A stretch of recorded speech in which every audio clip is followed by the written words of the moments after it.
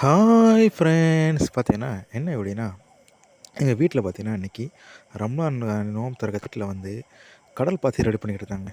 First ஒரு பாத்திரத்தில இது வந்து கடல் பாசிய பாக்கெட்ல வருது.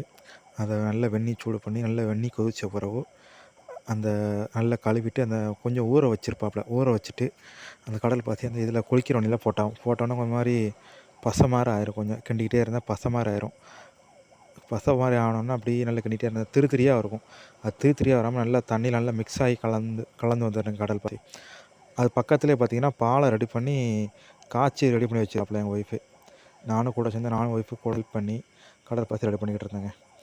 நல்ல பசை மாரி வந்ததுக்கப்புறம் இந்த பால் கொஞ்சம் ரெடி ஆயிட்டு, நல்லா காஞ்சிட்டு, அது கூட என்ன பார்த்தா சீனி நம்ம எவ்வளோ சீனி தேவைப்படுமோ அவ்வளோ சீனி போட்டு, நல்ல பாலையும் நல்லா கிண்டி விட்டாச்சு. சீனி கரைய வர நல்லா கரைய வச்சாச்சுங்க.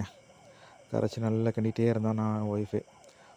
அதில் நல்லா கரைஞ்சதுக்கப்புறம் கொஞ்சம் மேலே நல்லா சூப்பராக நல்லா வந்துட்டு சீனிட்டே நின்னுட்டே நம்ம குடிக்கிற பக்கம் கடற்பாசி திங்கிற பக்கத்துக்கு நம்ம சீனி போட்டாச்சு. அதுக்கப்புறம் இது பார்த்தா கடலை இதுவும் கொஞ்சம் நல்லா வந்துடுச்சு. ஜூஸியாக வந்துச்சு. அப்புறம் கொஞ்சம் நேரத்தில் என்ன பார்த்தா ஒரு வடி எடுத்தோம். வடி எடுத்துட்டு அதில் நம்ம கூச்சி வச்ச பாலை கடற்பாசியோட நல்லா ஊற்றியாச்சுங்க. ஊற்றி 2ஆவது நல்லா மிக்ஸ் பண்ணோம். மிக்ஸ் பண்ண பிறகு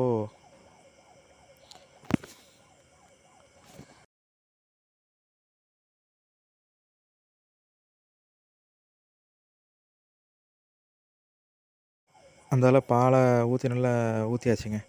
ஊற்றி நல்லா மிக்ஸ் பண்ணிட்டு நல்லா பார்த்தோம். பக்கத்தில் ஊற்றி பண்ணிட்டா ஃபுல்லாக பாலை ஊற்றிட்டு நல்லா ஊற்றின அப்புறம் கொதிக்க விடக்கூடாதுங்க. கொதிக்க விடாம நல்லா கிண்டிட்டு, அந்த தட்டில் எடுத்து 2 தட்டு, ஒரு பெரிய தட்டு, ஒரு சின்ன தட்டு எடுத்து ஊற்றியாச்சு. பாலை ஊற்றி கொஞ்சம் ஆற வச்சுட்டு ஆறலாம் வைக்கல. உடனே ஒரு சின்ன ஒரு 2 ஃப்ளேவர் போட்டிருந்தோம் அன்றைக்கி. ஒன்று பச்சை கலர், ஒன்று ரோஸ் மில்க்கு. பார்த்திங்கன்னா, இது இப்போ திசையில் இருக்கிறது ரோஸ் மில்க் ஊற்றுறோம். பெருசில் வந்து ஸ்ட்ராபெரி. 2 ஃப்ளேவர் இன்றைக்கி எங்கள் வீட்டில். சூப்பராக ஃப்ளேவர் நல்லா இருந்துச்சு. பார்த்திங்கன்னா இப்படி இது அடுத்து ஸ்ட்ராபெரி ஊற்றி அது நல்லா சூப்பராட்டு ஃபுல்லாக நல்லா கிண்டி ஃபுல்லாக தட்டு ஃபுல்லாக ரெடி பண்ணியாச்சு.